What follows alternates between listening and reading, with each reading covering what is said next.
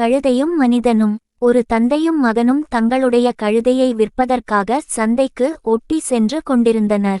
அதை பார்த்த வழிப்போக்கர்கள் சிலர் இவர்களை பார்த்து, பாரேன், இவர்களை, அற்புதமான கழுதையை ஓட்டிக்கொண்டு நடந்து சென்று கொண்டிருக்கிறார்கள்.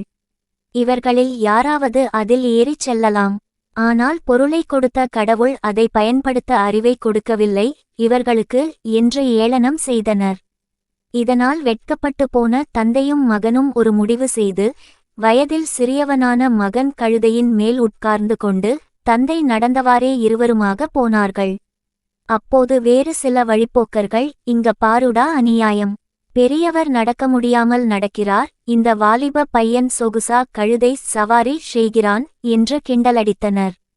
இதை கேட்டு இவர்கள் கூறுவதில் நியாயம் இருப்பதாக உணர்ந்த பையன் தந்தையை கழுதையில் உட்கார வைத்து இருவரும் புறப்பட்டனர்.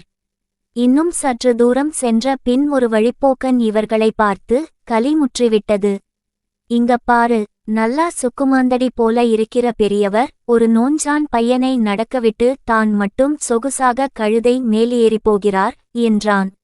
வழக்கம் போல இதை கேட்ட தந்தை மகன் இருவரும் ஒரு சேர கழுதை மேல் ஏறிக்கொண்டனர். இனி இந்த உலகம் தங்களை பார்த்து கேலி பேசாது என்று தந்தை கூறினார். கொஞ்ச தூரம் சென்றபின் இன்னொரு வழிப்போக்கன் இவர்களை பார்த்து, 2 தடியன்கள் ஒரு நோஞ்சான் கழுதையின் மேல் ஏறி சவாரி செய்கிறார்கள், இரக்கங்கெட்ட ஜென்மங்கள் என்று காட்டமாக விமர்சித்தான். இதை கேட்டு வருந்திய தந்தையும் மகனும் கழுதையிலிருந்து குதித்தனர். இனி என்ன செய்வது என்று சிந்தித்தனர். நீண்ட ஆலோசனைக்கு பிறகு மக்கள் மனம் மகிழ கழுதையை நாம் கட்டி தோளில் சுமந்து செல்வோம் என்று முடிவு செய்தனர். அவ்வாறு கழுதையை தோளில் சுமந்து செல்கையில் வழியில் ஒரு காட்டாறு குறுக்கிட்டது. அதை கடக்கையில் கழுதை மிரண்டு போய் வெள்ளத்தில் விழுந்தது. கால்கள் கட்டப்பட்டிருந்ததால் அதனால் நீந்த முடியவில்லை. எனவே அது ஆற்று வெள்ளத்தில் அடித்துச் செல்லப்பட்டது.